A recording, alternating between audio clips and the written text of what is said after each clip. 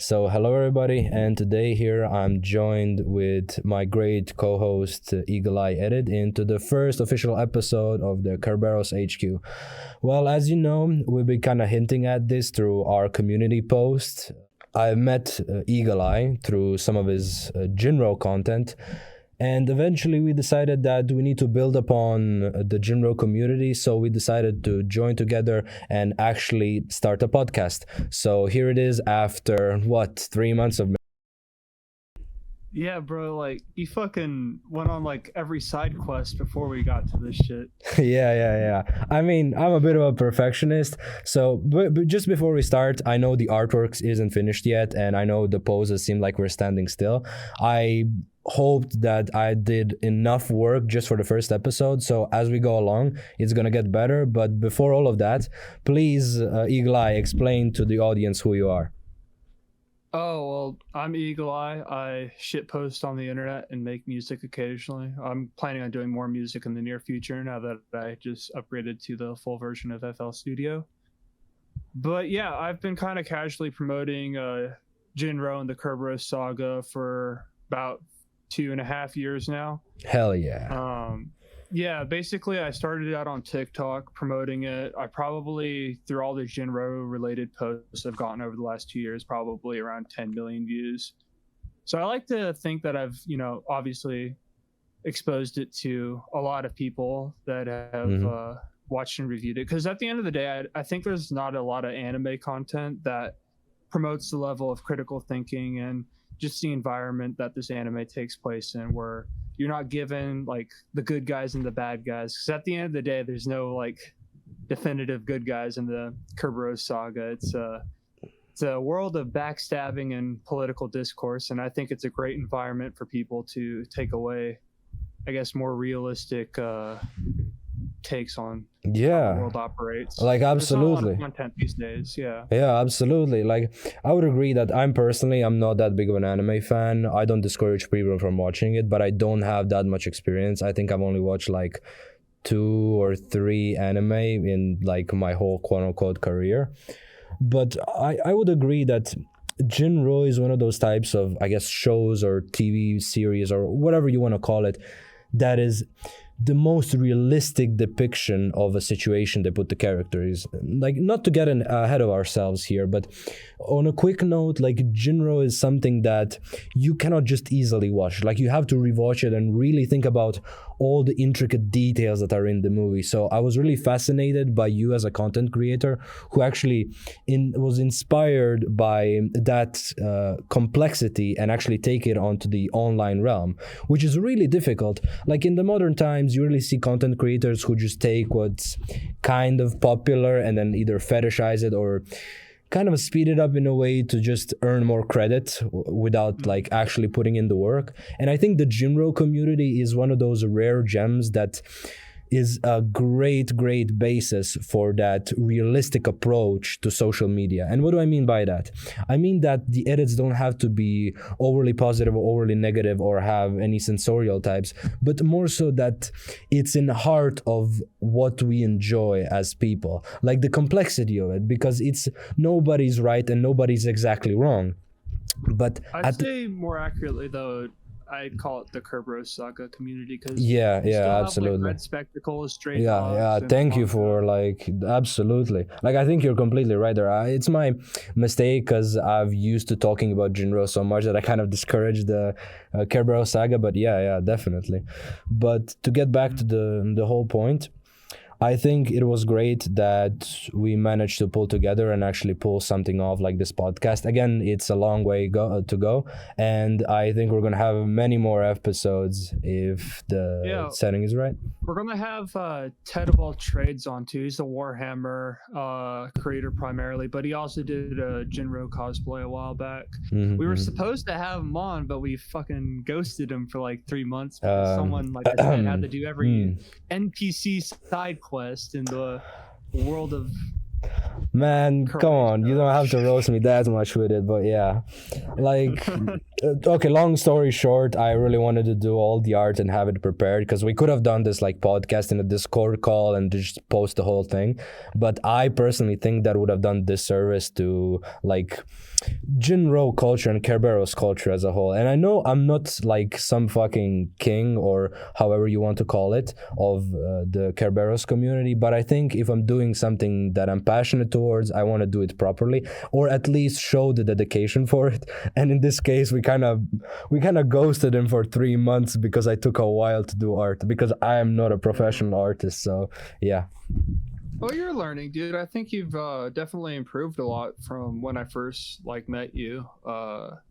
Even like your line art's gotten better. I saw your live stream when you made your profile picture. Yeah. Even if you're like drawing by hand and just going into Photoshop to trace over it again, that's still better than most people. I don't even have a tablet. I'm drawing by mouse. Artists. Oh yeah. Oh, that's right. You were using the freaking lines. Yeah. No, I remember. But no, now these days people just fucking ask AI to make their art, and it's stupid. I have a love and hate relation with AI. Like, I think it's cool, like, you know, the president memes where you can use AI to do something, voices and shit. And you know, obviously that helps people that are poor with their animation projects and being able to get voice actors. As long as it's not derogatory to the actual person or doing something with harmful intent. As long as you're not trying to like deep fake and disenfranchise somebody. Yeah, that's just stupid. I think AI art is overall had a very negative effect, because I even with like, you know, music, because a lot of artists, like musical artists too, and poets are using AI to write their shit, and you could tell it's AI. Yeah, people cheap out on it. They're repetitive whenever it like announces stuff. You could tell if a book's made by AI. Yeah. Like it's still very much well, I'm having to choose my words carefully because, you know, YouTube's gonna pick up on what we say. Yeah. So we can't really say any naughty words unless we want the video to go on the algorithm. But I don't like AI. If there's ever like some kind of AI uprising, I'm gonna be the fucking John Connor of the resistance. Fuck AI, dude. Yeah, I mean, in my opinion, it's overused. I think that's the problem. I think it's marketed to everybody, and you know, like it's that kind of thing where, I don't know, video games gets a lot of attention from kids, and then the fan base kind of dies out. And I think it's the same thing here. I think AI has a lot of potential, for example, like home design or something where you just need the image to kind of visualize it in some way. But when you take it as a whole, I think people think of it as a gateway drug to success. It's like every year there's something, like in, what was it, 2020 it was Bitcoin, or 2021, I forgot. But the whole point is that everybody got on the train too quickly, and the train wasn't going fast enough to get to the destination that they wanted. So they kind of jumped out at the nearest station to kind of get what they could out of it. And I think that's a very, very bad thing to do. And influencers too. Look at all the influencers that are like, yeah, invest in this currency, and they don't even know about it. Yeah, they either don't know about it or they're part of the rug pull. Like Logan Paul, for instance, he's done like 4 rug pulls that are on record, and one of them being like CryptoZoo, and he hasn't even paid back his followers yet, like he said he was going to, even though he's like a multi-millionaire. Yeah, absolutely. But, yeah, no, I fucking despise, like, this is one thing I don't like about creators, is like people that sell out to their audience and just blindly give them products they know is shit, but they do it just because they want to make money off it. Like, personally, I've turned down sponsors that have reached out to me that like have you know, games that are predatory markets. I don't want to shill something I wouldn't use to my audience. Absolutely. So, man. Yeah, like I've turned down clothing companies and mobile games. At the end of the day, I'd rather have people just like, if they want to give me money, I'd rather them just purchase one of my products over shilling some shitty game. But yeah, like I think in the modern world, people just take advantage of different kinds of topics and like different content grabs, and then just build their channels off of that, which, I mean, I don't hate the hustle. Like, if you're making money off of it, sure, people who are like giving you that money are the real something. But overall, I think if you really want to have stable fan base or more so like a community which you can like actually enjoy and spend time with, I think you need to take that time and just be like That's a good what I yeah was, yeah that's what I was telling you earlier, just to cut in real quick. Like for me, for instance, I have gotten a lot of interaction on both YouTube and TikTok, but at the end of the day, I don't tell people to sub or like, because I want people to follow me because they like my content and they're fine with, like, you know, the shit that I put out. Because at the end of the day, I do make, you know, I'm here to shit post and have fun for the most part and to share my art and music, but I do make memes that subtly do like cultivate some of my follower numbers, because I don't want people that are just brain dead NPCs where they see something and then they get really offended and just have to, you know, spurg out in the comments about, oh, this offended me. And I do this just because I don't want to create an echo chamber in my community. I'd rather have a community of people that are like just fucking chill and keep people absolutely I would agree, like nothing a more. bunch Yeah, of drones, because at the end of the day, I value a community of people that could think for themselves and just aren't like fucking political hacks. Because now these days, like it's kind of what I was telling you earlier, like it used to be back in the day, you are who the 5 friends you hang out with the most, and now it's you are who the 5 influencers you watch the most. A lot of influencers have no credentials or anything. They just talk out of their ass, and people like, you know, fucking guzzle that shit down. Like my opinion, like more idiocracy. Yeah, like sorry to interrupt, but it's like people listen to me because I play games. Maybe I should share my whole worldview on every recent topic that has happened. Like, to me, I think that's just bullshit. I think if you're going to give an honest opinion, you can, but don't be like overriding people who actually know about the subject and be like, oh no, they're all wrong, just listen to me. Because I understand like the people who build that type of community, but that's not self-sustaining. Like that's the type of people who just have community of bunch of strangers, like the NPCs, the drones, basically, that you said. Like, and it's not just the left, and it's not as simple as like, you know, the left being an echo chamber. It's also the right, because at the end of the day, it's all smoke and mirrors.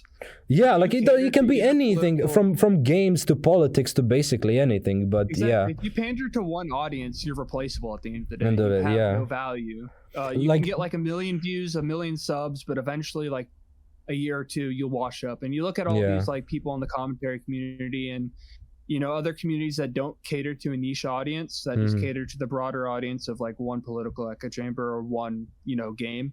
They fall off as soon as whatever, if someone else becomes relevant or the product that they're promoting the most becomes irrelevant.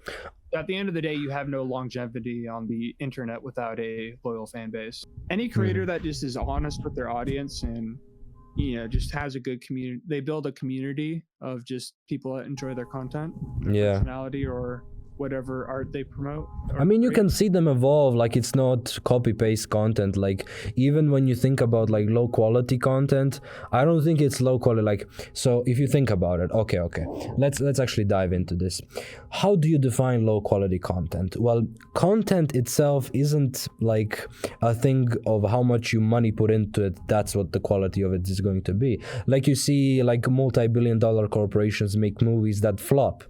And it's not because of a particular agenda or something, but it's because their content isn't great. Doesn't matter that they put that much money and effort into, for example, editing and everything, but it's what you send out to your audience, because content is only valuable as the audience listening. Like, if you have 100 people... I mean, Western movies, a lot of Western movies don't rely on selling box office tickets. No, I'm just giving an example. Like, I'm not saying that it's good or beneficial for the company. Yeah, like, but the whole thing about it is, if you really think about it, the quality of your content determines how much your audience likes it. And it's not about pandering to one audience, it's about having everyone satisfied with what you're doing, no matter their views. And I think that's the most difficult thing to kind of achieve. And to me, Jinroh, like, to get back to all of this, because we have to continue on with the podcast. Yeah, but we'll probably have to cut some of that out or leave it. Who knows? Yeah, who knows? But Jinroh is that it's that bridge between everything, where basically anyone of any age, well, any age, quote unquote, can watch it and try to understand Maybe it. not recommended to 9-year-olds. Oh, yeah, but like anyone who has a slightly more developed brain, let's call it that, can have a decent take on it.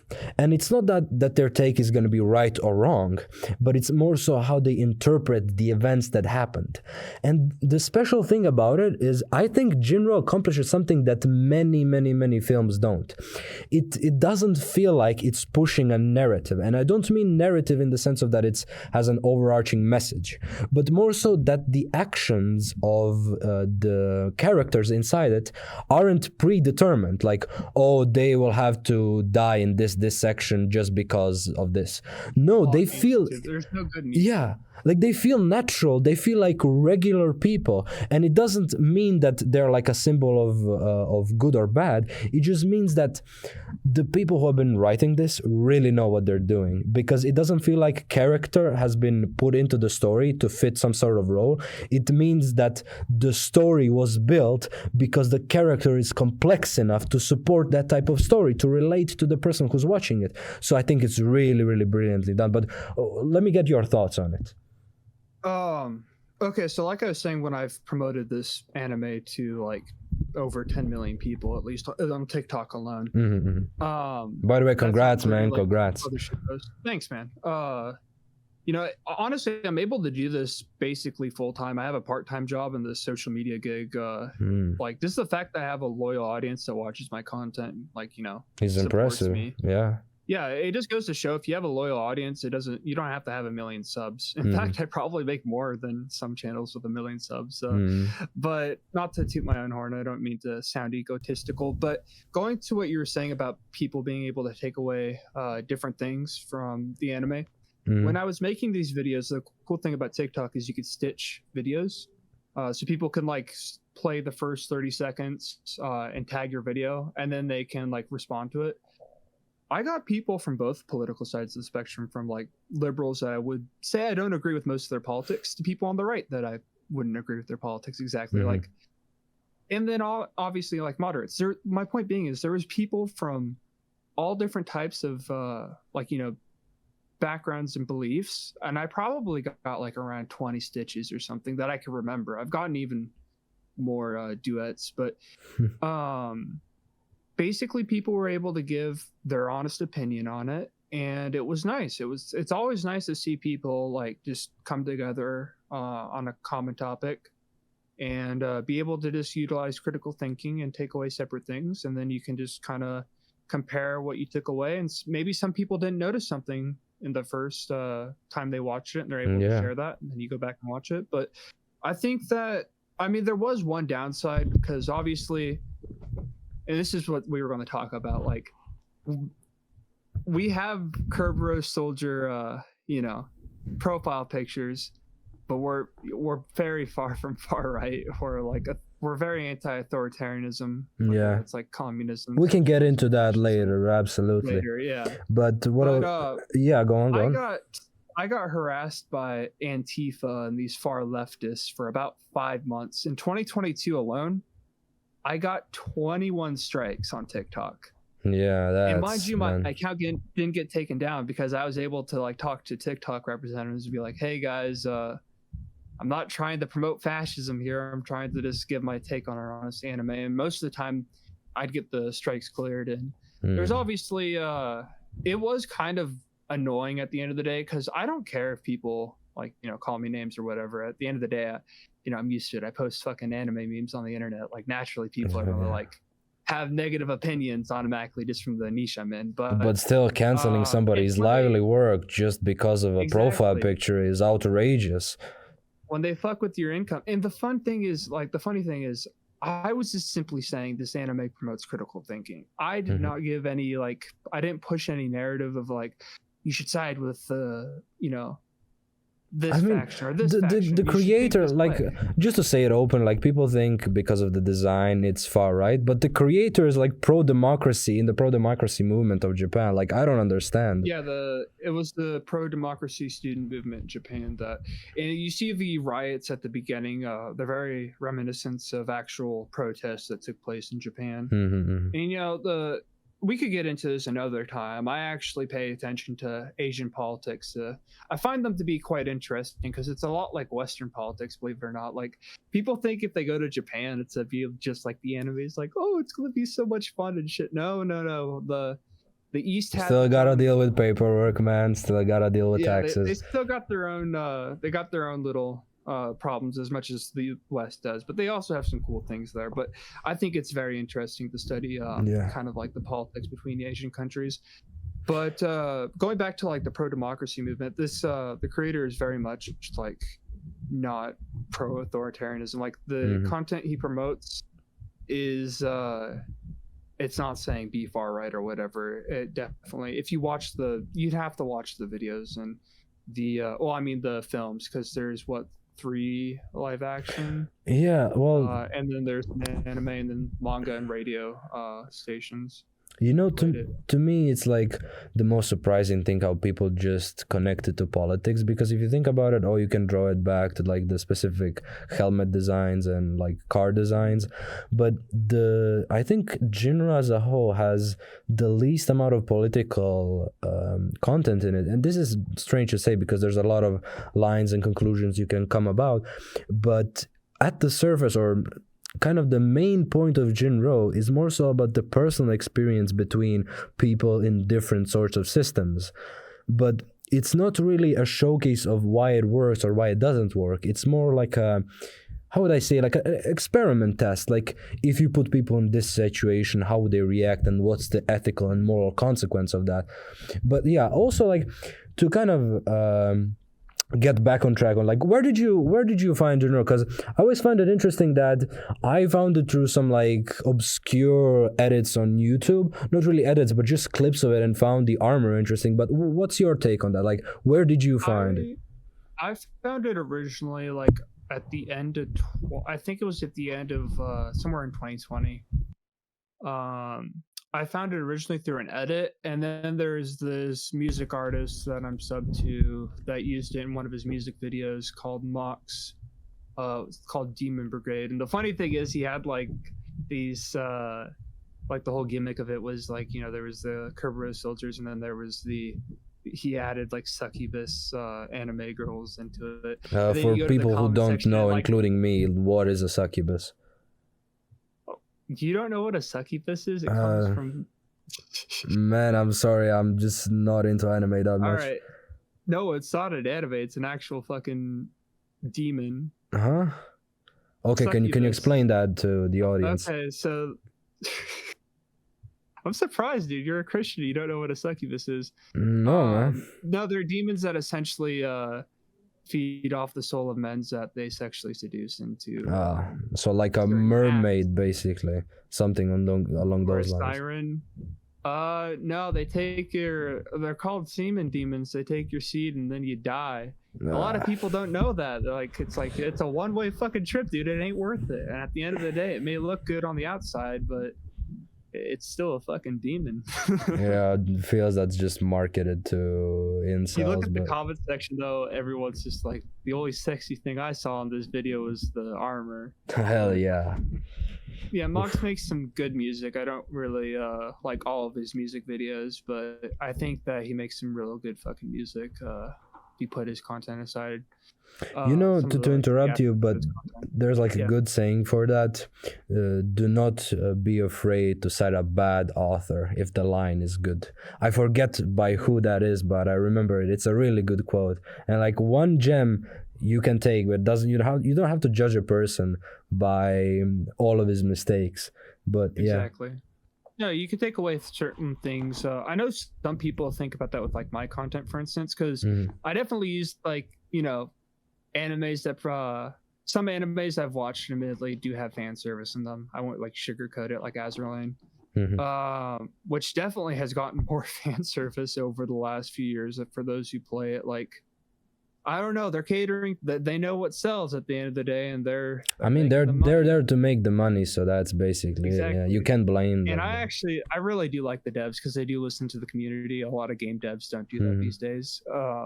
They listen to the Most. community. They literally give what people ask for. Mhm. And the game's had a lot of improvements since the first time I played it. But I won't shill when they're not paying me yet. Yeah.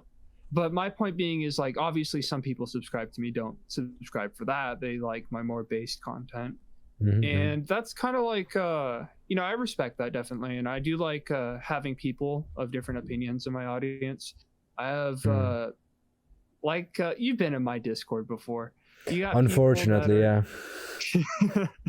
You got people that are I don't know, like, on different sides of the, I guess, political and religious spectrum, and it's interesting to see other people. Also mental capacity spectrum, if I may add, but we're not gonna get into that. I love my community. They're based, but I didn't say they weren't based. I just made a statement, but yeah. Yeah, sometimes, dude, I swear, like, they used to be even more based, but then fucking Discord reached out to me. They're like, somebody said something, homophobic, Slightly or offensive. a racist in your, they posted a racist meme in your Discord. I'm like, Oh "Alright, no. you snitch." But no, like, no one's doing anything like real fucking bad, like posting, like, I mean, people like, who incite hate are retarded. I'll blur the word, but I think people are just having, like, there's shit posting at the end of the day, and as long as no one's, like, actively discriminating against someone's race or whatever, like, I don't really have a problem with it. Like, by all means, art is art at the end of the day, and I don't believe in, like, censorship. Yeah. Even if, because at the end of the day, if you believe in free speech but you believe in censoring other people's opinions, you don't believe in free speech. And I think a lot of people, they think their twisted version of free speech is only they get to talk about what they believe, but opposing sides don't get to have a say. And that swings both ways at the end of the day. But I'm very much pro free speech and pro freedom of expression when it comes to, like, art and opinions, even if I don't necessarily agree with them. As long as no one's, like, getting hurt or, it's not like inflicting damage upon anyone or doing that's a good idea. I'm gonna write it down for another podcast episode, because I completely agree with what you're saying, but also to counterpoint that, free speech absolutism is, like, also a bit different, and there's some questionable comments about it. And then how do you define who gets hurt and what line do people have to cross? Those are kind of ethical questions that we kind of have to, I don't know, not really avoid, but not take in consideration, because even if you take them in consideration, that means that you have to take a side in them, because, like, to say something is good or bad, like, imagine this: a car crashes and some people say, oh well, yeah, I got insurance, it's gonna pay it, or oh shit, I broke my arm. Well, yeah, those are good and bad options, but you have to talk about the car crash. So in this instance, I wouldn't say that, like, I don't support free speech, but it's definitely more complex than it sounds. Like, I completely agree with all that you have said, but maybe in another episode or another recording session, we can get into, like, what does it really mean to be a free speech absolutist, and what does it mean to support free speech. That would actually be a great episode. But yeah, also, like, when we're talking about Jinroh, like, I think I don't think that anybody who's gonna watch this will not know what Jinroh is, but there's always a possibility. So could you summarize it? A lot of my audience over too. True. Like, could you summarize Jinroh as a source of media? Like the story of the Kerberos saga, because the Kerberos saga is essentially, like, the alternate outcome of World War II, or, like, because most of Japan was pro-allies last I checked, correct? Well, yeah, I mean, it was just a military coup. We can get into this, but basically, for anybody who doesn't know, the emperor had no say in it. There was a military coup. They overtook the generals, and basically the military conspired to invade and declared war on its own. Like, the whole America joined the Axis, I believe, too. Yeah. During the Second World War. So, at the end of the day, like, that's very much real. Like, real if, like, America joined the Axis during World War II, they would have won. Same with like, Yeah. you know, obviously it's how the Allies were, because at the end of the day, like we were an economic powerhouse and had the resources and means to I mean, you decide the outcome of that war. like I wouldn't say you won the war alone, but you basically helped Oh a yeah, the lot. Soviets played their part, definitely. Yeah. They've fucking shed a lot of blood. The Red Army definitely carried the east side of Europe for sure. Like I think, like just to sum this up quickly on the World War II front, I think people who like either discourage the Soviets or the American role in the war are not really realistic, and if they like praise either one side or the other too much, it's not really how it works. But again, that can be an episode for a future time. Again, I'll write it down. It could be interesting to talk about. Like I don't like the Soviet Union for obvious reasons. But Well, yeah, the men and women that did. men like, died for their country. Doesn't matter Exactly. under which system. Yeah, like to me, if you give your life, I respect like, you know, soldiers from different countries that are, you know, fighting for what they believe is right. I mean, I respect the kamikaze, man. Like, it sounds ridiculous, but like, how determined you have to be. Exactly, they were dying for their homeland, and they thought it was, you know, they thought what they were doing was right, and at the end of the day, they were willing to sacrifice it all to protect their people. And even though ultimately that didn't pay off in the end. Well, yeah, but you can't change the we could also question like that dedication could also be like comparable to like if they're committing war crimes, for instance. Yeah, then it's kind of questionable. Then we can question it there, because like, you know, at the end of the day, war crimes are war crimes. Not very justifiable if you're committing them. Yeah. Okay. No. This is interesting. When we got to war crimes, to explain first what Jinroh is, then we'll build upon it. But what do you think Jinroh is? Like, explain it as a movie genre, and also explain the story a bit, if you could. I definitely say it's in a dystopian world. Definitely based in technology around the 50s and 60s. I think like definitely technology advanced in a different direction, but I put it like how are we putting this? Like just simply mentioning the conflict between the sect and the military or the Capitol Police. Yeah. Talking about the Kerberos Capitol Police. Yeah. Yeah, no, I think that it's simply just two sides that are fighting for what they think is right. Like you have the sect, which is fighting for, you know, pro-democracy or freedom. And I wouldn't say pro-democracy. I would just say another system. Yeah. Another system, yeah, because it doesn't say that they're fighting for democracy. But if you look at the weapons they use, they're the weapons they use. Yeah, they're British and Soviet guns. Yeah, we can do analysis of that. The guns are very detailed. Oh, that's yeah, and the sound. Like I was saying, 90s anime, the Japanese they didn't cheap out when it came to detail with their planes, with their technology, with the guns. Yeah. Everything was drawn by hand, and the Japanese they did some pretty good freaking masterworks. If you like just listen to the sound of these guns. And I mean, like the West did that too with like Disney when they used to hand draw stuff. They also had a lot of detail and put a lot of effort into it. And I definitely think like hand drawn animation is kind of a lost art, but obviously companies won't do anymore because it is expensive. But yeah, like I really like how detailed 90s anime is, especially the cockpit, Konpeki no Kentai, where you have the planes and vehicles. And you recommended that anime, didn't you? Yeah, very detailed. You'd like them. They're World War II animes. Konpeki no Kentai is if World War II was prolonged longer. And then you have, we were talking about earlier, like you really like the aesthetic of World War II jets. Yeah. And, like imagine jets that were more developed if, you know, the World War II prolonged. Allies had, if they their technologies extended in that direction.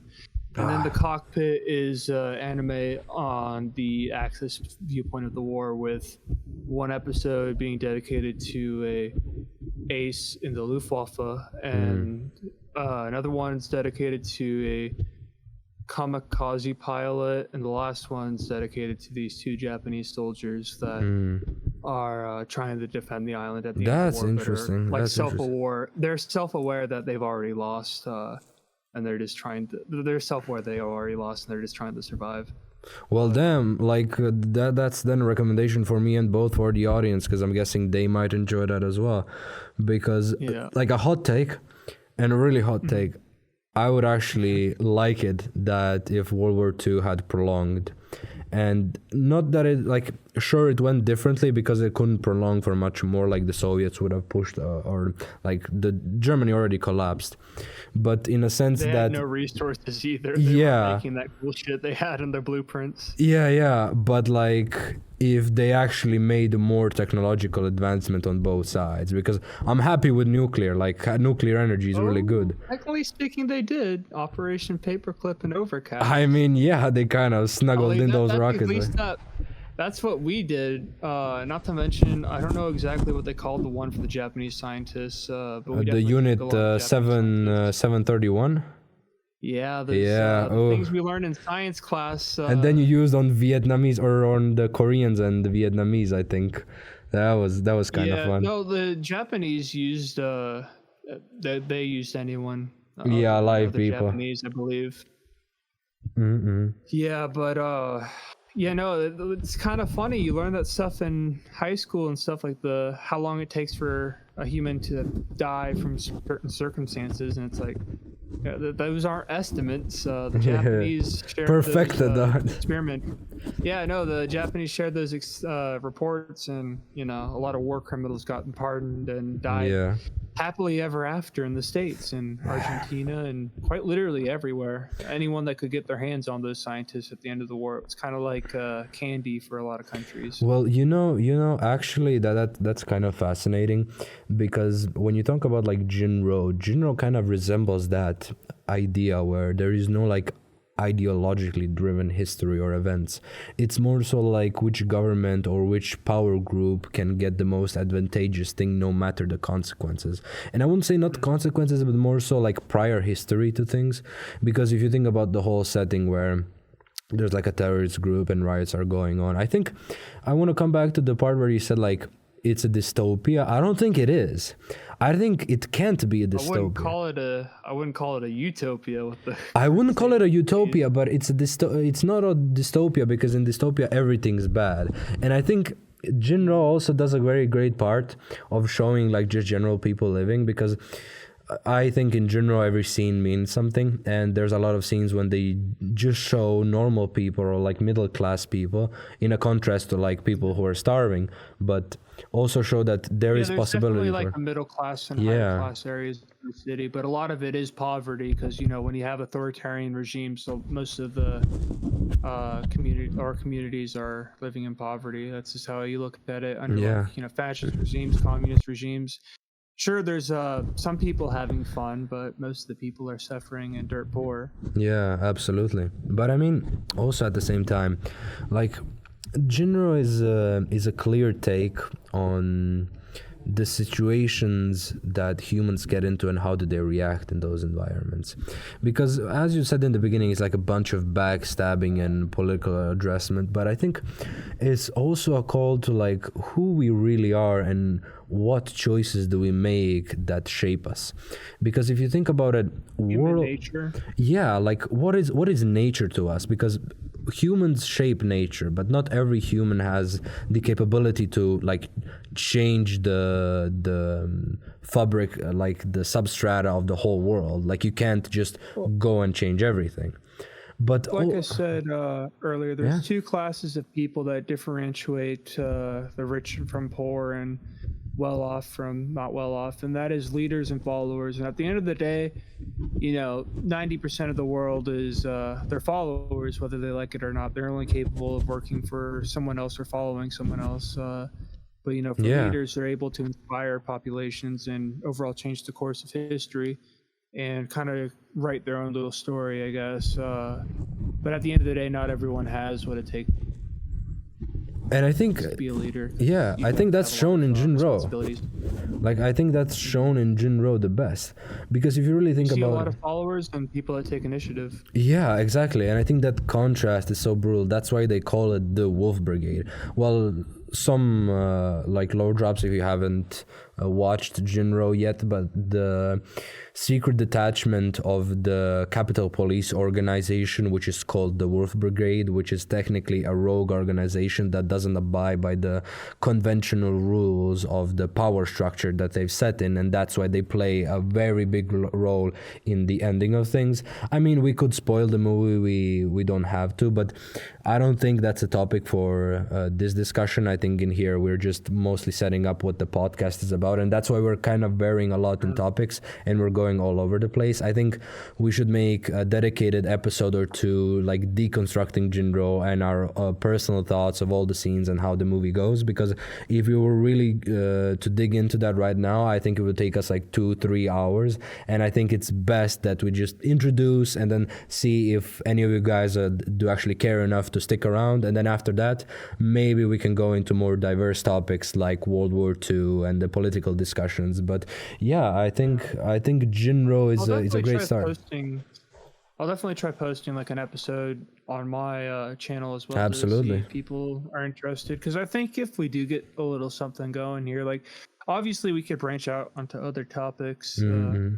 You know, we're on YouTube. At the end of the day, you got to play by the platform's rules. And, as much as like some people are like, no, it's like, yeah. Because at the end of the day, a lot of social media creators are like, yeah, I'm self-employed and I'm my own boss. And it's at the end of the day, YouTube. You're Twitch, a boss to YouTube, yeah.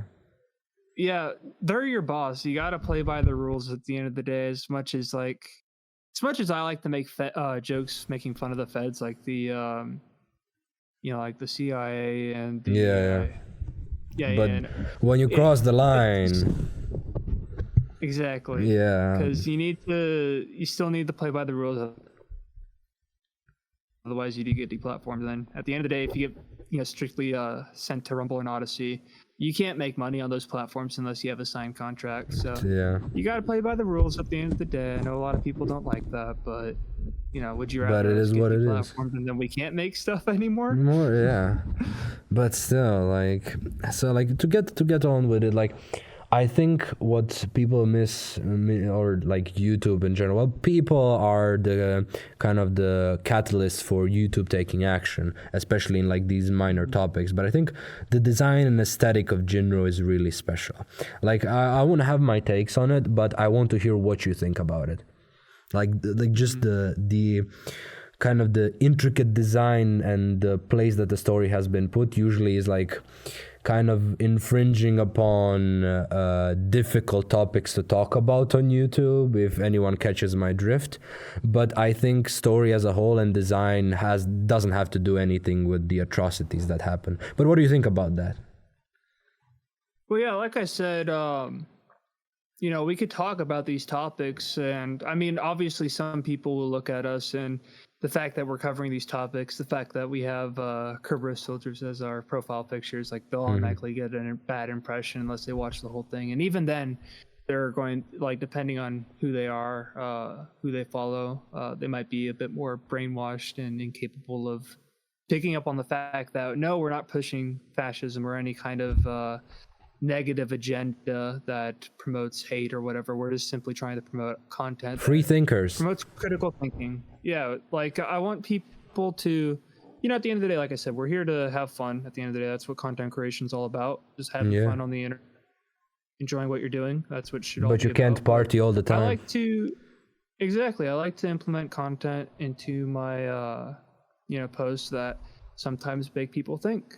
And I think that, being able to do that in a more subtle way and without having to shove it down their throats is nice, because I think everyone should be able to have some kind of platform where we could just have a civilized discussion about certain topics in forms of media. I think that'd be nice, because a lot of people aren't willing to do that these days because it's not the popular thing to do. It's more popular to go into like an echo chamber that already has an established audience. I don't think it's more popular. I think it's just an easier thing to do.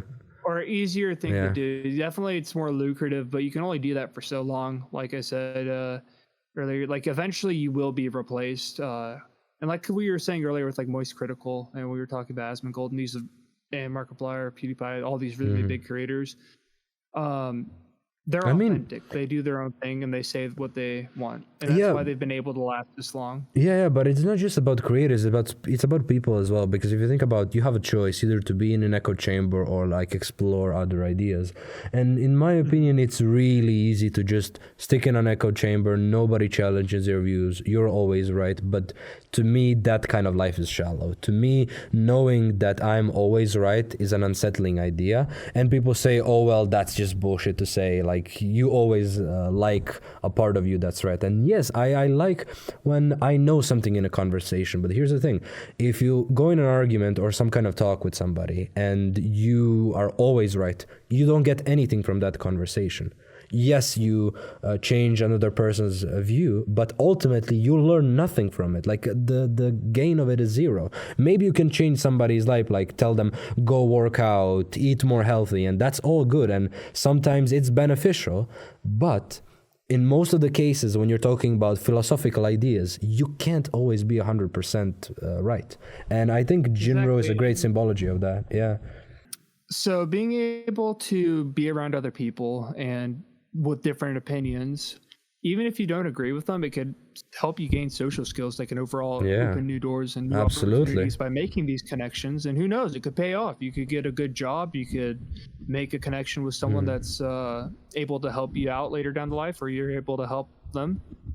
And I've noticed that like in the last 3 years, I've worked on, I've still had like part-time job, but I've also been doing my own side hustle, which I'm almost able to do this full time. And that's because I worked with other people I don't necessarily agree with, but we're able to get along with at the end of the day. We don't have to agree on everything. We could still be civilized humans and just hang out. And I think that's how it should be. I think people should be able to have civil public discourse without having to demonize people for just being different, whether that's like a religious difference or a political difference. Things that might have associations like that's the whole point. Like first of all, I gotta say I completely agree with what you're saying, and like the social aspect of it is really, really great, because I'm not a native English speaker and my English was terrible when I was in school. But to a degree, I think it forces you to be more articulate and more precise with your words, because I think that's one of the greatest skills that you can have as a human being, is able to communicate what you want to say really precisely and cleanly to the other person. And when you're like having a discussion about deep, either like, I don't know, philosophical or metaphysical ideas that aren't really in the realm of something that you talk day to day, you by necessity have to expand your horizons, not only by like introducing new words to your vocabulary, but being able to kind of gap that or build that bridge between, oh, I'm just giving you some information, to we're going back and forth and I'm changing as we go, because that's a whole different level of like expanding your consciousness when you're thinking about it. Because it's very different to say like, oh well, this is a fact, or wait, let's think about, if this is a fact, then all of these other things have to coincide and be true for this to be like a valid fact. And to me, that type of conversation is priceless. And I really, really hate that. I think that's the only thing I hate, when people kind of discourage that, how would I word it? Well, also facts can change over history. Like look at science. Yeah. And science, I mean, obviously some modern science is questionable, but I mean, it always is. That's the point of science. Yeah. Exactly. As technology progresses and we're able to discover new things, obviously facts change over time once we get a better understanding of how something operates. For instance, like at one point people thought, if you sail to one side of the Newtonian gravity to avoid. Yeah, Newtonian gravity is the same thing.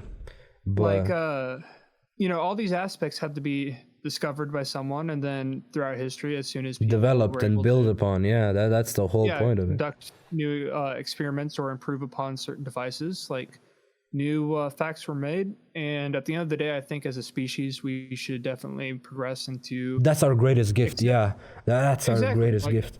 We can, if we came together and just started working more together, we could make, progress on a lot of different things. For instance, only 80% of the ocean is has been like undocumented. There's so much we don't know about our own planet because we're too busy, with discourse and or not discourse, but dividing in like, political viewpoints. Like, man, who cares? You're gonna be dead in like 1,000 years. Why be mean? Like, it's that who was it, like Marcus Aurelius? You're gonna be dead in 100 years. Everybody who remembers you will be dead in 200 years, and in 1,000 years probably no record of you will ever be found. Why be mean? Why be terrible to other people?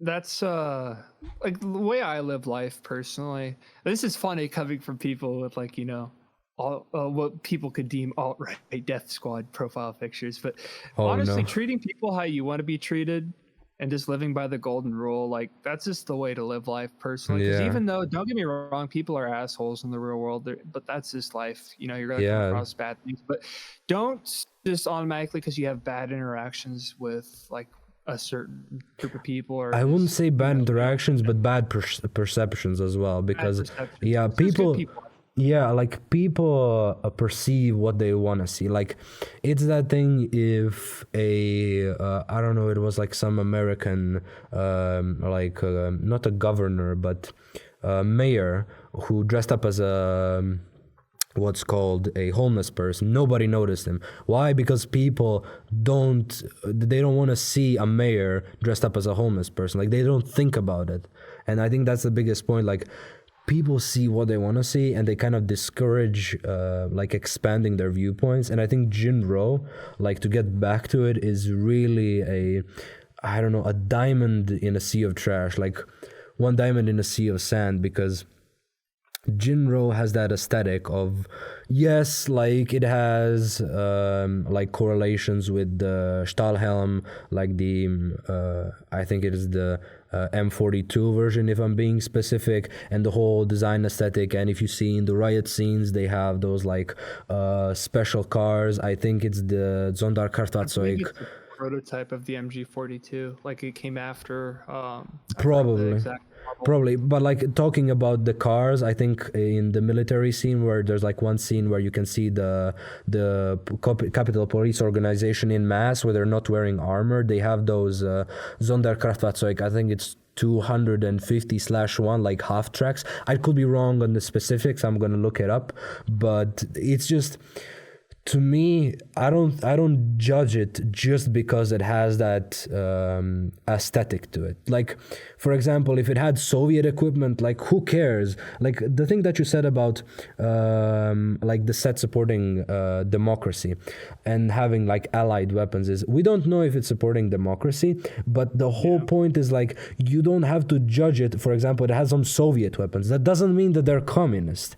And to me, like, it's weird to say, but engineering and design and beauty can be separated from people's actions and history. Like, for example, some people argue that the Romans or the Islamists, or basically any empire, did terrible things. But also every single one of those empires has some beautiful architecture to leave behind. And to me, those are the two parallel worlds. And I think in Jinroh, it's really emphasized. Like the Jinroh movie has, I think, one of the best aesthetics that I've ever seen. I don't watch a lot of anime, so maybe I'm not like a great person to ask this, so I'm gonna ask Eagle. But like, just to say one last thing, I think that everything that they've drawn fits the scene. Nothing is out of place. Like, there's scenes where they're building bridges and they're unfinished construction sites, and then when you have a pan over the scenery while the buses are like moving, or like those electrical buses, like special buses, you can see kids playing around. I think that those slight details that give life to the city really symbolize how it's not polarizing. It's not just about the terrible things, and not about just like the quote-unquote designs behind terrible people, but I think it's more so the reality of the human condition. And what do you think of that? Like, you have watched more anime than me, so I would like to know your opinion on it. I can give you an honest opinion, like that. Obviously, I'll have my own biases somewhat, but I can give you an honest opinion based off history on, like, anime, like, as a whole. As much as people kind of perceive it in the West, even though it's been more socially acceptable, is they kind of just see the normie stuff that's more mainstream, like shonen, which stands for anime for little boys in Japan, but that's like Dragon Ball Z and Naruto and One Piece and shit people watch. It's like the most popular animes where there is fan service and obvious things that are off-putting for some people. But then you have like other animes like 86, Black Lagoon, Konbeki no Kentai The Cockpit, and I could keep going, Cowboy Bebop. You have all of these animes that are very detailed and are very much more realistic on how the world operates and cover topics that are very hard to cover. Like, for instance, 86 is about a fascist regime that uses basically child soldiers. It's kind of reminiscent during World War II, where obviously, Jews and other ethnic groups of people that were deemed inferior by the regime were put into concentration camps, except these people are given a choice to either be put in the camps or fight in a war against machines as basically expendable troops. And I know a lot of veterans, personally, as someone who has, I do have active military in my family and a lot of military in my family bloodline. And Much a lot respect. of the people in my community with my churches and the groups of people I grew up with, Marines, like Army, Navy, Air Force, you name it, everyone except like the Coast Guard, National Guard. But I grew up around a lot of these veterans are probably some of the best people I know. So when I know a few veterans that watched the anime 86, and they were able to kind of relate to how the soldiers were being treated, because I think something that's not really talked about much in America is our veterans are treated like shit as soon as they get out of the war, out of the military. It's same here, man. They're not given they're not really given a chance, because the military makes soldiers at the end of the day. They don't make civilians, and there's not a lot of if you look at the homeless population, 20% of them are veterans. That's terrible, man. Even if they didn't see active combat, they were still willing to give up human rights in order risk to their protect life, our nation. risk their life, no less. Exactly.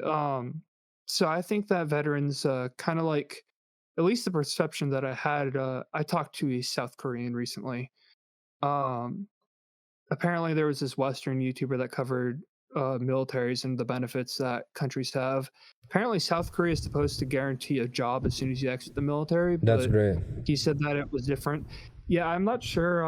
I'm probably going to take his word over the YouTuber, because YouTubers are, they don't, clickbaity. They don't get things right. Exactly. I'd probably take it the South Korea. He's dual citizenship. Very interesting guy. He's one of Akino's friends. You just missed him. We were having a nice conversation the other night. By the way, for the audience context, Akino is one of our friends that we usually talk to. Maybe we'll have her on the podcast someday, but yeah, go on. Yeah, she's also planning on being a content creator in the next few months or so. So I'll definitely promote her when she starts, playing games and stuff. But I think that veterans, personally, they should have some kind of safety net when they exit the military that helps them find a job. Because a lot of places, as much as they say they hire veterans, they don't, because they see them as liabilities. And I think that's fucked up. But going back to 86, is a lot of veterans were able to kind of like relate to these soldiers that were being used as expendable resources, essentially, and seen as lesser than people that were living at nice in the capital. They're able to relate to that, because once they get out, like, a lot of them aren't treated well. A lot of them get painted as, war criminals or people that are mentally unstable. And it really sucks, because a lot of them are good people. Like I said, a lot of them I met through church and close family friends. And in fact, like some of my family, like for instance, in the base in Afghanistan, one of my cousins was a Marine there that was part of the withdrawal. And the gate that got bombed, he had just switched posts. So it kind of fucks with your head when survivor's guilt. That could have been him, one of the 13 soldiers that died, that were completely disregarded, by the way. Like, they got like a little bit of media attention, and the president didn't even salute them. He was looking at his watch. So that just personally, even though I'm not in the military, and that's because I have a peanut allergy, I was going to enlist in the Navy, and then waited. I know it sucks. Out of high school, I was going to enlist in the Navy. I took the ASVAB test and fucking aced it.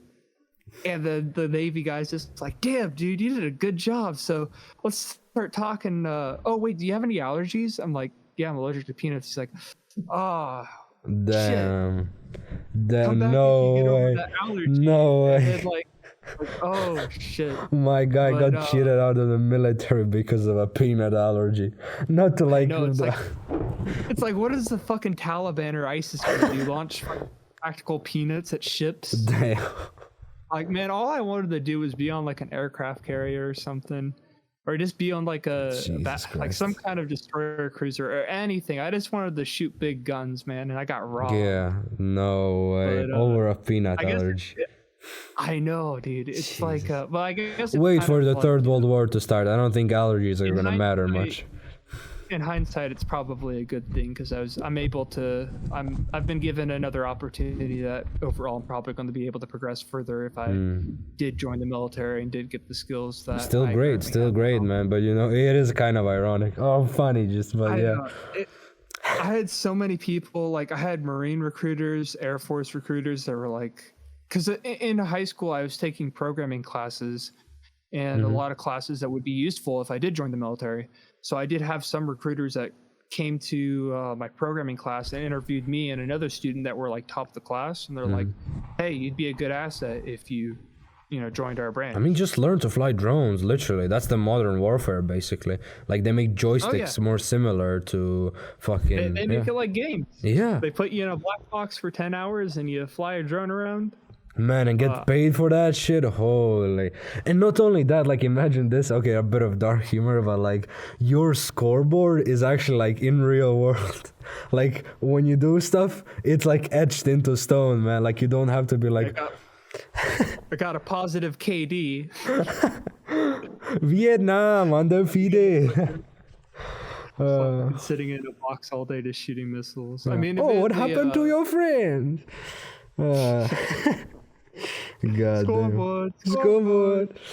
God damn. Yeah. This one Family Guy was actually funny. Now it's kind of. Oh no, you mentioned it. No. Oh no. But yeah. But yeah, no, I got cheated. Like, yeah, I don't really talk about it though. Like, oh no, I didn't get in the military, but I could have because I feel like it's kind of disingenuous to people that actually serve in it. Yeah. But I was looking forward to joining. I thought it would be. I've always been very patriotic about my nation. Same, man. And I was looking forward to being able to, I'm doing my part. Or what did they say from Starship Troopers? Jesus Christ. But yeah, I mean that's honorable. That's honorable. I'm doing my part. Also, like to get back to that, like the thing about like aesthetics of Jinroh, I think it like when you have the ideas of a state and how it portrays like people within it, there's like scenes where you're supposed to be happy and supposed to feel sadness, but at the same time it doesn't like disrupt it doesn't have that artificial lighting. That's what I call it, I guess. Like it doesn't need to brighten up the scene to make it feel different. Like for example, you can see the details that kind of give it life. Yeah, but at the same time, like there's a scene where like the sister of the Unabomber, quote unquote, is like taking Fusei out on on a playing field, and she's like, quote unquote, not to spoil the movie, kind of explaining or telling him about her childhood. And like you can see the scene where it shows destruction, but it's not presented in a negative way.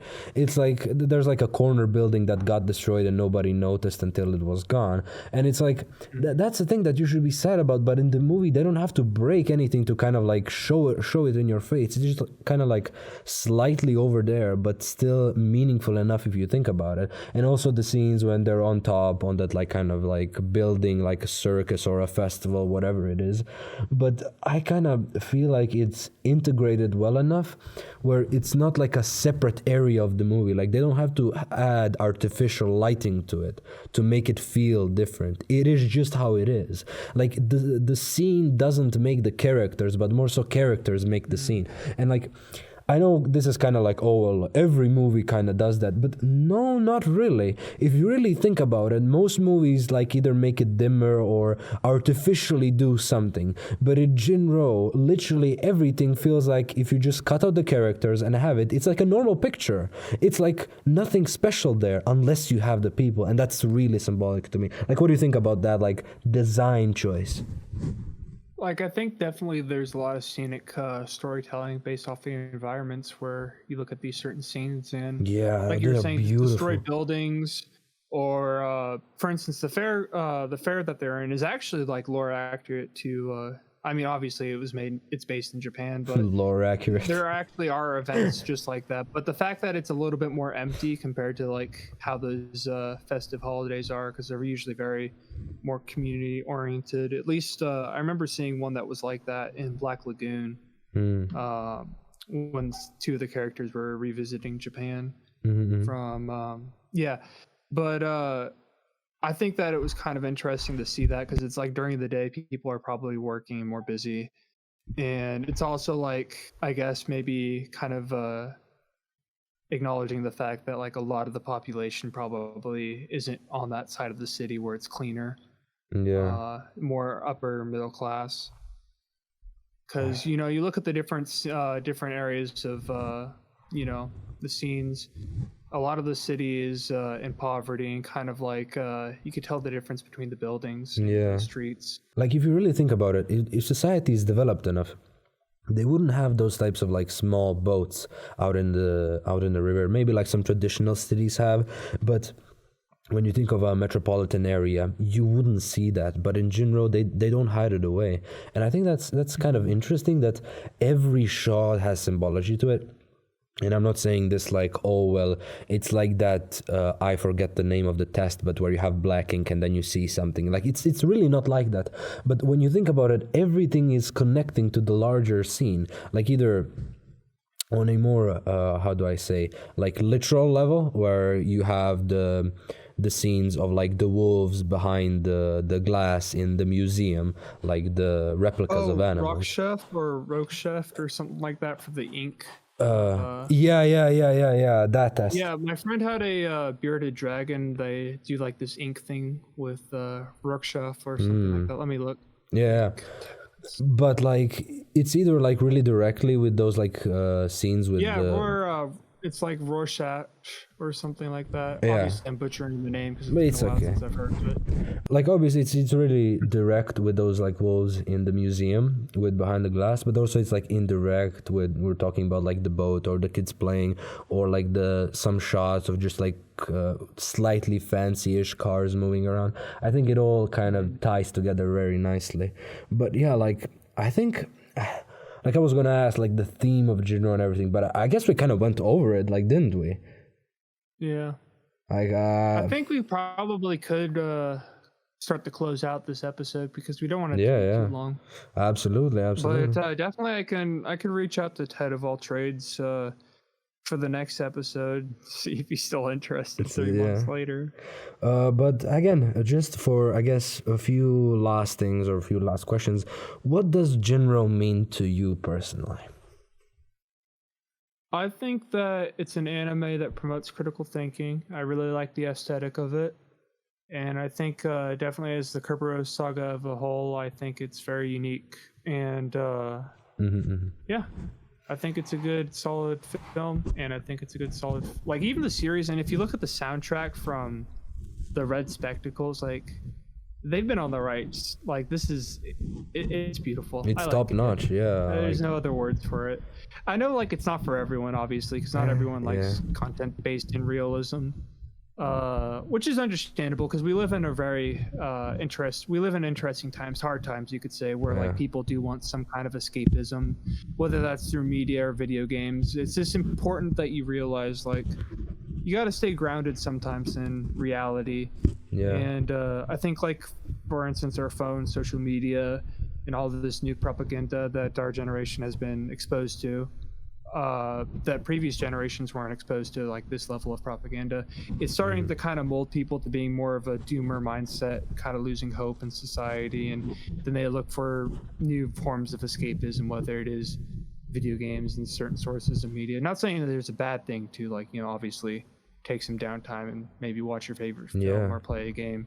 It's just that, like, people get so disconnected from reality, they just, become delusional, capable of critical thinking. Delusional. And I think Jinroh challenges that. Echo chambers. Yep, exactly. And that's what I said on one of my reviews on TikTok. They got over, I think it was 600,000 views, maybe even more now. But I essentially just said, the reason I like this anime so much is because it promotes critical thinking in a time where a lot of the media these days is a set narrative.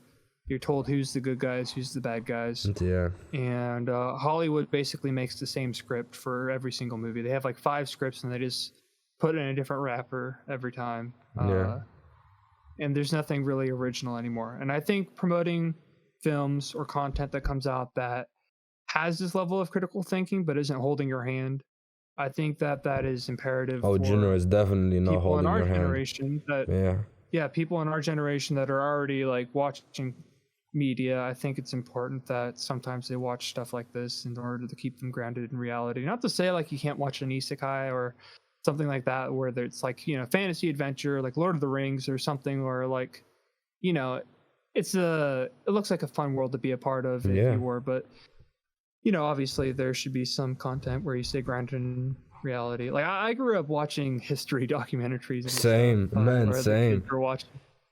I watched history documentaries about like dinosaurs and planes and shit.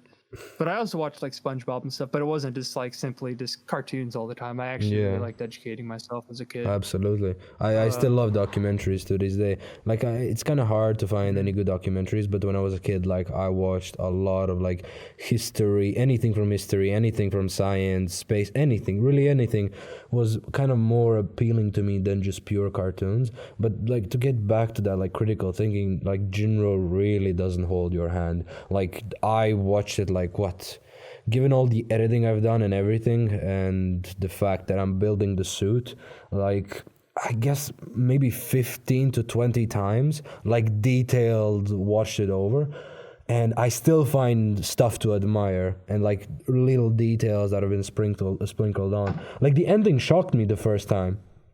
Like what about you? Because like I know for me it was like fucking like damn, like okay. I think we're used to there being a happy ending. And I don't just mean a happy and a bad ending. Like I watched stuff with a bad ending, but this was just kind of like, it was obvious if you think about it, but it makes you think like, oh, I wish it was different. Oh, maybe this could have been done differently. But at the same time, you can't like you're not the arbiter of reality. You have to deal with the characters, like because the world isn't gonna change. Only the characters are. And if the world has already been set, some actions must be taken. And it's like, that probably will happen if you run the thing again, like in the real world. But it still makes you think like, fuck man, like really? Like it's like that it must happen that way, but it's like still, it's tough, but it has to happen. So yeah, like what are your thoughts on it? Just about what? Like the ending? The ending, yeah. Like how did it hit you? Well, I mean, cover your ears if you don't want to be spoiled. Like probably skip 30 seconds or so. Yeah. But when Fusei shot the Unabomber girl. No, yeah. Yeah, like that definitely caught me by surprise, and you could definitely see like he didn't want to do that. But he had resentment for her. Like when he was dressing up as a soldier, you could definitely see that he wasn't happy about it. But like he was pissed. Yeah, but it wasn't like, oh shit, I'm throwing everything that I could have had. Like it's that sacrifice where I have to do this because I have to sacrifice a part of myself for the real world. Like not everything can be the way you want it to be. But yeah, go on. Like, oof.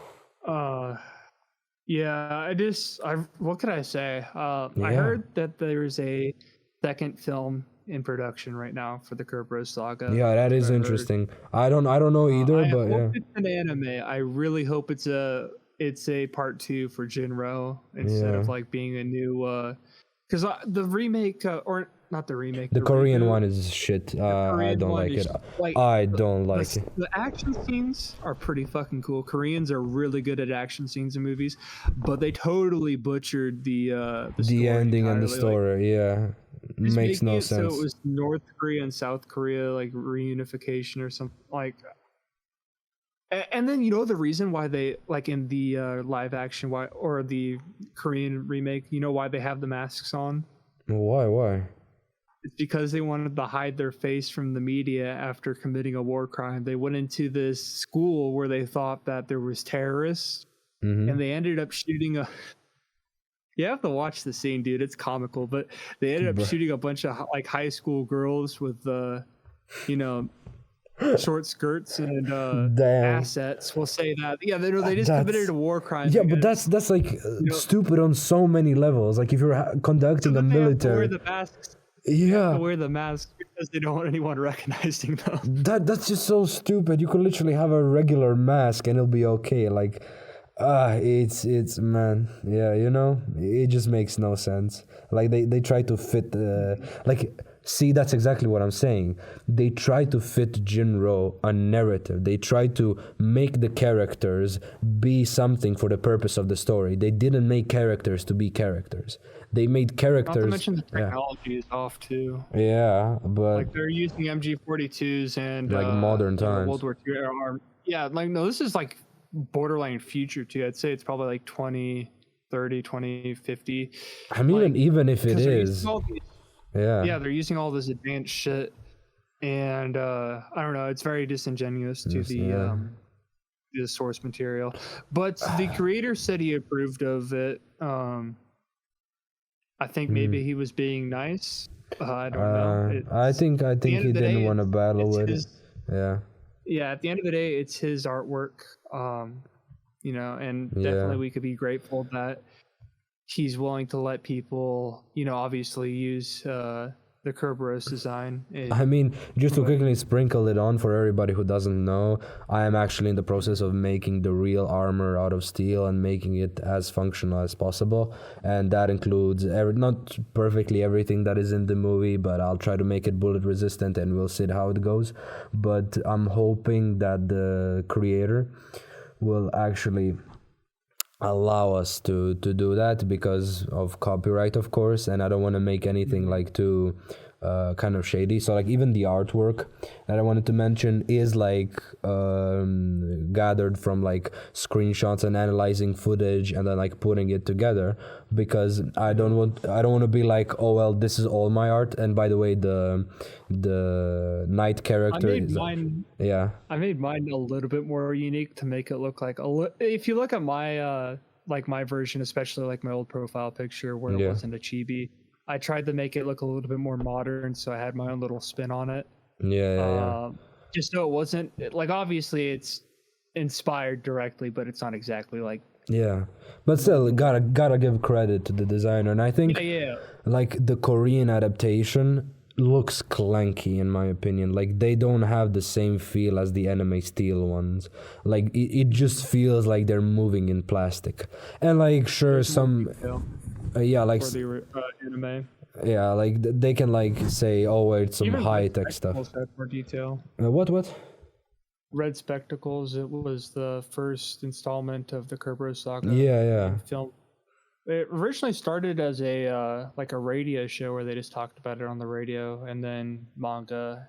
Or it was either, I think it was the manga first and then the actual... I think it was the radio, I think, the radio, I think... Radio, live action, and... If you guys want to look at the OST of the Red Spectacles, they have some freaking bangers, like music for that. It's fire, dude. You gotta go look at it. I think I've shared it before, but... I actually listen to that soundtrack on like the way to work and shit. Like whenever I have to, I have like my part-time job is on call, but whenever I do get called, I have to drive to like rural areas and fix electricity stuff. Your personality. I work for. Your personality, funk. My personality, armored soldier from the Second World War. Yeah. I definitely I like pretty much any genre of music other than modern country. I think same. I like country, I like old western stuff like Johnny Cash, but I don't want to hear a fucking farmer drinking. I could say this, dude. I live out in farmland. I live around farmers of all different kinds of crops, but man, I don't want to hear some farmer talking about fucking bitches on his tractor with light beer. Light beer is for pussies, by the way, man. If you drink light beer, Man, sorry, I don't drink like, alcohol, so I can't really say, but yeah. yeah, well, I'm German and Scottish. It's part of my culture. I mean, I'm Croatian. It's a bit ironic, but I stay away from alcohol. But yeah. Oof. I don't blame you because, like, some people can. I'm not addicted to it, obviously, but I am definitely able to hold my own at social gatherings. And Yeah. if you're around certain people that are able to take a lot, it's best to be able to keep up with them. Like, I drink, but I've never gotten like drunk to the point where, like, you know, I lost control over Yeah. like, my Understood. actions and stuff. I'm very careful when I do drink, but Yeah. definitely I'm able to handle a lot. I can handle dark beer just fine. Mm-hmm. And I don't know. I only drink on the weekends, obviously, when it's like, you know, more downtime. I don't drink during the weeks. Oh, well, yeah, work. But It's a good social skill to have because some people do like to drink at social gatherings and you don't look like a little bitch. I mean, in my opinion, like I have a friend group that doesn't require that, and I know a lot of people even outside. Like I have no problem going out to parties, and if everybody's drinking alcohol, I'll just like drink tea or something. Like I'm the type of person who doesn't really care about like, do I have to fit in perfectly? I think in the conversation and the understanding of other people kind of fills up that supposed gap in like quote unquote what some people may call like a vibe difference when you're drunk. But you know, it's kind of a thing where it's your choice. Yeah. You know, the people I associate with that I'd call friends or even associates, whether it's business related, are definitely like, you're not required to drink alcohol. But like, say if you're like talking to someone about business, and you know, some people that talk business, if you can't keep up with them, they don't want to do business with someone that's a lightweight. Like I actually have done business with people that I still do business with today that, you know, when we went out, they took me out for drinks for our business discussions, and I was able to keep up with them, and that's why I got the job. It's as simple as that sometimes, man. Well, like it's just a good skill to have, I guess. But like, obviously I'm not going to shame anyone that's like, it's against their religion or practices. It's just, you know, I'm able to keep up just fine without losing control. I mean, to me, it's kind of the same. Like, I don't really care that much. Like, I personally wouldn't even, like, try to get better at it. Well, that's kind of weird to say. Light beer tastes like piss, dude. We can't, we don't do that here. Light beer, like, Coors. I mean, I don't even like coffee. I'm going to be real with you. I just don't like it. I'd rather just have some natural, like, either... I drink coffee every once in a while if I need the energy. But, you know, for some people, it's like crack, dude. They can't stop drinking it. They need their fix. I mean, the part of which like the industrial or the administration revolution happened is because of caffeine. They ran off coffee, dude. Those fucking skyscrapers didn't build themselves. Yeah, caffeine was like all those guys were on fucking coffee. Yeah. And like that's why, like you got people out there working for businesses like corporations and office jobs and stuff that require you to work for like 8 to 10 hours, 12 hours a day. Yeah, the coffee there is free for a reason. They give you free coffee, not out of the goodness it's of like, their heart. why do they give you coffee breaks? Because it makes workers more efficient. Like, yeah. Exactly. It's just common sense. So, I mean, admittedly, it's usually shit coffee, so you bring your own, but... Yeah, on a more, I wouldn't say lighter note, but more as well serious note, like, why should people watch Jinroh? We said, like, critical thinking, but give your best take on it. Like, why should somebody of, I don't know, any genre of, what would I say, like, filmmaking that they like, why would they watch Jinroh?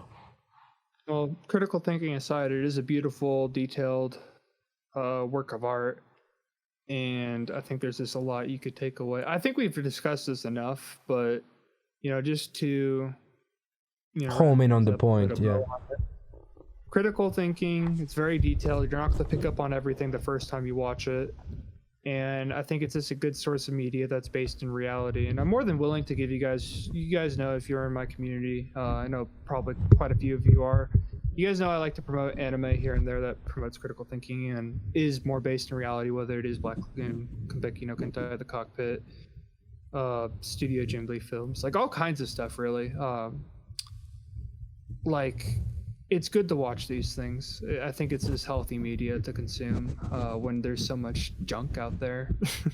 Yeah, Like, well, think of all the meaningless like video game campaigns and movies you see where there's no real like soul put into. Like, think of the modern day like Call of Duty campaigns are absolute dog shit. I don't care Yeah. what anyone says, it's dog shit. Modern Warfare 2, was, or actually Black Ops Cold War had I some mean, pretty good. to me, I actually no Russian. That's No Russian. yeah, just no Russian. I actually played the remastered version. I don't really buy video games as much as I used to. But I recently bought Modern Warfare 2 Remastered, the campaign. Forgot how much of a masterpiece that game is. It's beautiful. I mean, that's saying it's like Call of Duty. It's like obviously yeah. stuff is dramatic, but it was a fun game. I liked it. Yeah, well, I think that's a whole nother topic we could have for an episode. I think games are getting too big to fail. I think that's a problem. Like the developers don't have the space to take the risks to make a great game, because objectively, quote unquote, no Russian was a big risk. Like the game could have flopped, or God knows. Yeah, the media attacked it, but like The media has always attacked video games, though. They always like say video games are what cause school shootings and stuff. That's But if you look at the bullshit. statistics for violence in the youth, it's gone down since the 70s. yeah. And that's saying something, because there's a lot of violence in our Since the world right now. 70s, that's because of like lead based what is it called, like lead based gasoline. We can talk about it, but like what I was about to say is like the game studios need to have the space to make failures as well. They need to have the space and the luxury of like having that extra funds to work on a game that may or may not fail, not just work for something that'll be mediocre and kind of everybody's it's okay, but compared to the old stuff, it's dog shit. So yeah. Well, they're also used to being able to get away with the bare minimum. Yeah, but Like, they don't have to try anymore, because like these AAA studios that have a monopoly on the video game market could just like, live service has overall turned out to be a bad thing, because it just means people could drip feed content. Like, look at Halo Infinite, even though it's like gotten a lot of cool content recently and the game's kind of reviving itself slowly. When it released, it was bare bones. Like, there was nothing. yeah. And the same goes for like Call of Duties. They just add stuff over time and then they don't finish it.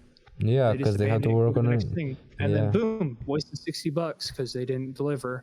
That's why a lot of indie game developers and indie game studios are starting to take off, because they listen to people, they make a Yeah. full product. Like, even though, for instance, Baldur's Gate, even though I'm not Beta releases, man. Beta releases. D&D, Baldur's Gate though got a really good reviews because it was a full game, full package, and even the developers said themselves like, yeah, no guys, we're not going to bullshit you. We're going to deliver you a polished product. And like Elden Ring, Game of the Year, Yeah. totally deserved it. Yeah. Polished, finished game, and they're going to add a DLC, I think this year. But yeah, no, I miss when games just release. I mean, there's also Content. there's also cyberpunk, quote unquote, like how would I say this, like cyberpunk syndrome, I guess, or where the game gets hyped up, and not necessarily because the devs have done something, but the people around it are giving it fake praise without the game being out there, and then the devs kind of have to meet unrealistic expectations that they haven't even told. But yeah, just to close up, I guess this is enough time for first episode, and we kind of went everywhere.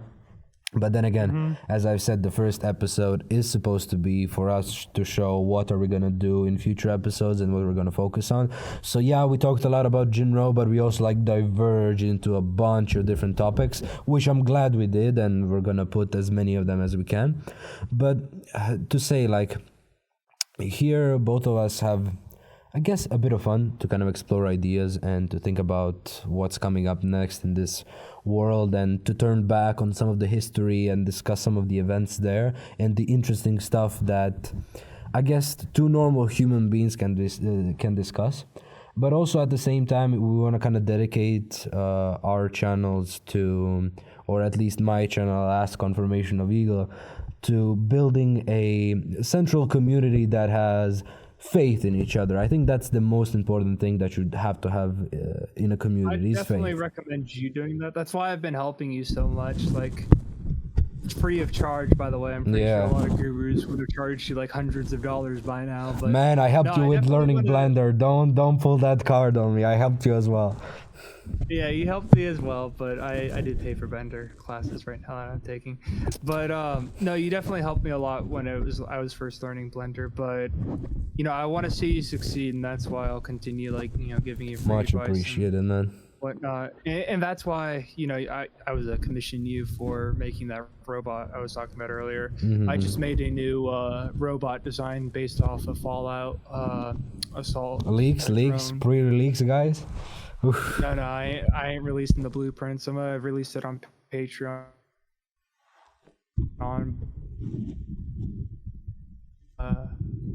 But yeah, I definitely think you should be the head of the Kerberos, because I'm more of a variety content creator. Yeah. I kind of dip my toes into the Warhammer community. Warhammer is actually surprisingly a very wholesome community. Unfortunately, they're great, man. Tabletop games kind of Are they kill your wallet, basically? Yeah, they're kind of like the dominatrix of fucking video game companies. They just punish the shit out of their community with. I feel so bad for them, dude. It's like trying to purchase those figures is just. Oh my god, yeah. Man, I can't get into it because of that. I don't want to lose my wallet. And I just dumped $560 on Black Friday stuff. I bought the full version of FL Studio to up my music quality, and I also paid for classes. So I plan on doing some synthwave and new forms of music. Man, I'll do edits. I'll try to support you. But thanks man, for the kind words. Doing co-op like this, I think it will overall be a good thing, and definitely you should take the head of this new Kerberos community you're putting together. Man, I'm hoping so. Because at the end of the day, like you said when we first talked, you were saying, I'm gonna be your competitor when it comes to this. Don't worry about it, man. If anything, I'm more branched out into, I believe, more of the Warhammer and Azur Lane community. Yeah. Which both are very, very loyal niche communities that will stick with you, which is why I cater to them. They definitely stick with you the most. I've realized the Halo community, I do like Halo, but the Halo community is let's be real, all over the place. Toxic. Yeah, they're really toxic too. Not to shit on my favorite game or people that like Halo. It's just I remember when Halo Infinite released, they had to shut down the Reddit because they were doxing all the devs and giving them death threats. Trolling. Just a little bit of trolling. Oh, it was more than trolling, dude. They were trying to get them in their entire fucking information on the internet, their mama's friends, their daddy's friend. I don't know what I'm saying, but you know what I mean. When you get doxed, you're fucked, essentially, especially in the West. People don't know how to keep internet beef on the internet. Now you have to go ruin people's lives and shit. Those people are fucking dumb. Yeah. That's why I don't show my face. That's why I don't talk about too much personal stuff in my life, because people have come after me. I said, Antifa fucking came after me for just simply talking about Jinroh and saying, hey, it's a good anime. Man. I mean, here's the thing, thanks a lot for helping and doing co-ops together, and I hope I can try to help your channels, although you're 10 times bigger than I am.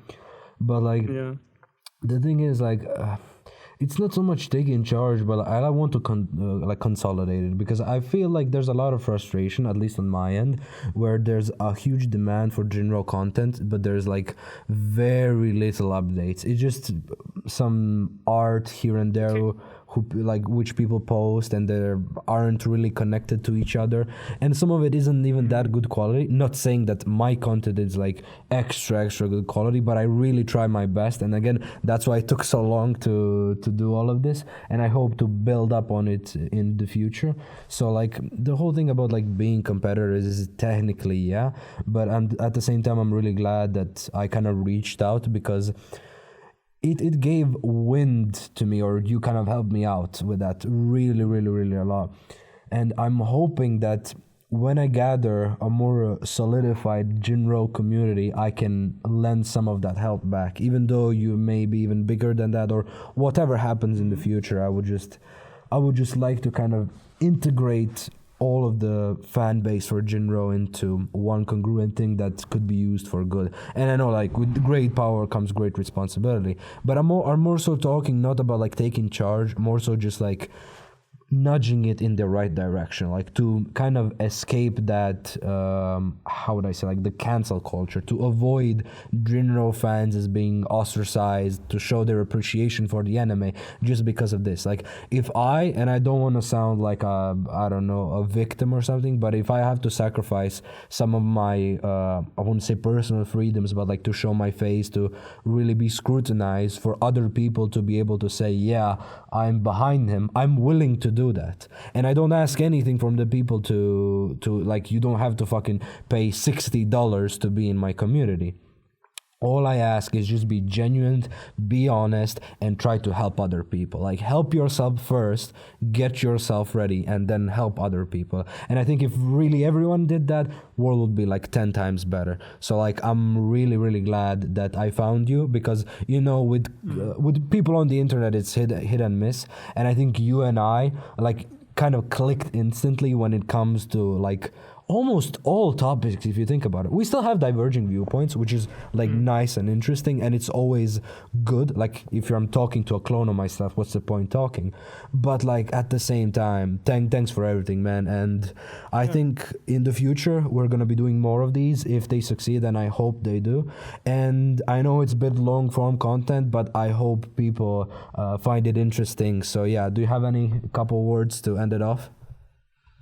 Well, I gotta say, I look forward to talking more about this. I will tell some people, like, if your community, if they're watching this, like, fair warning. And I know they're probably like just as base as my community, but fair warning, like, I don't pander to people, and I do make memes that, like, even though it's not like, you know, forcing an agenda, it is hinting at the fact that I am open about being Christian. Yeah. And I do make fun of the people that are like terminally online.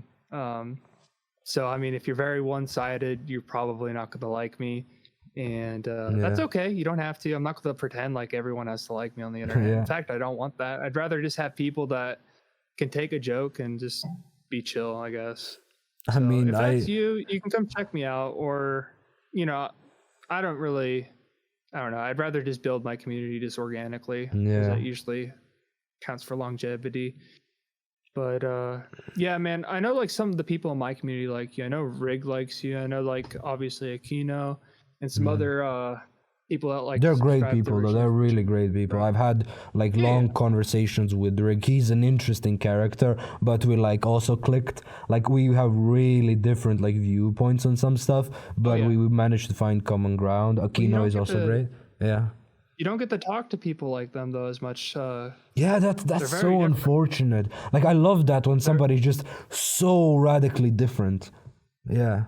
I mean, look at you know, like Rig is he's from the Middle East, and as you know, it's they have one side, like, you know, they have their opinions, we have our opinions. That are usually very different for religious differences, but he's able to watch my content and I'm able to watch his content. We get along fine. I've never had an argument with Rig.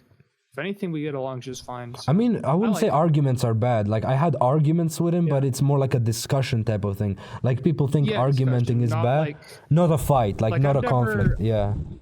For instance, like, I'm Christian and he's Muslim, but we've never, like, you know, shitted on each other's religions, or people who do are just thought dumb. of each other differently. Exactly. And it's like, if you look in the Quran and in the Bible, like, you know, essentially they do. I know it's obviously not both sides have their radical and people that don't follow the Bible necessarily. And I won't pretend like I am a perfect Christian, obviously. Nobody's perfect at the end of the day. But, you know, in the Quran, there's I believe it, I don't remember the exact passage. It's been a while since I've read over it. But there's this line where it's saying that you should not to raise the sword against Christians that are, peaceful. Yeah. And that was at a time where, like, the Crusades were taking place. Obviously, not every Muslim follows that, and not every Christian follows treat other how you want to be treated. Obviously, there's some Christians that really, or Catholics or Mormons, or every group has its fair share of people that are, one-sided and not willing to look at it. Individuals. Either way, we're all individuals. We shouldn't cast aside our opinions based on the group. And I think building a community just on that saying is a gateway to great success, both for each person involved and us personally. Because here's the deal. I'm not going to hide away that I'm taking sponsorship. I'm not going to hide away that I'm taking money, because at the end of the day, I also have to make a living, and I also want to further my own projects that are related to this. Like, all of the stuff, if anybody gives me any money, I'll reinvest and I'll be open about it. But at the same time, you have to promote the community, because if you're really big, or if you're even really small, if you're getting any money and if you're just putting it in your own pocket, doing your own thing, that's fine, that's your business. But to me, then you have no community, because what's the point then? If you're just not connected to them, then just say it openly. But yeah, all the money I've made off my music and Patreon and donations, I always just put it back into my content. Yeah. Whether it's paying for subscription services for the software I use to edit. Yeah. Or occasionally I will, what I'll do is I'll draw a rough sketch for a character, and then I'll hire, I have 2 artist friends that occasionally I'll commission for them to finish stuff if I can't finish it. I mean, it's the same thing. I don't usually work with I don't usually entrust work to a lot of people, but there's 2 artists I'm really good friends with that I'm able to mimic their art design, and they can mimic my art design, so we get along just fine.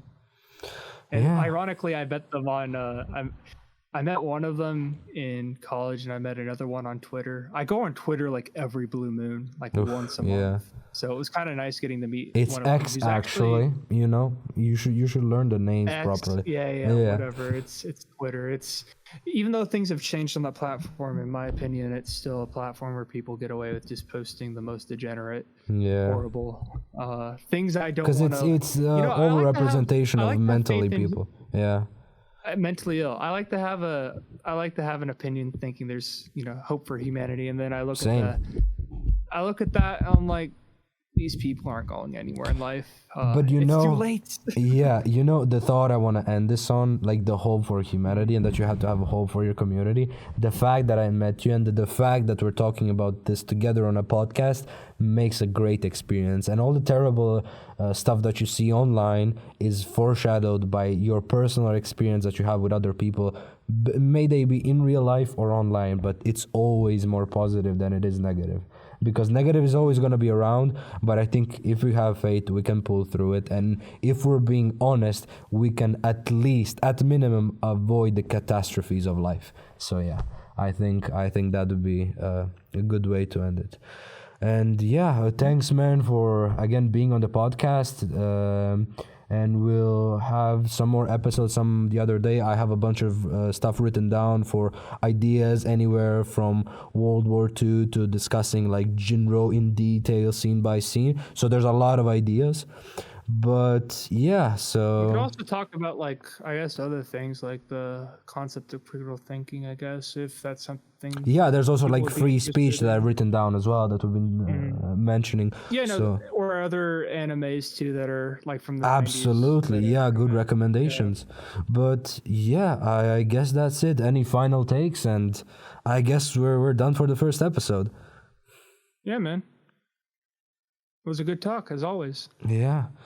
Well, thanks for being here, and I'll see you in the next KerberosHQ. Bye.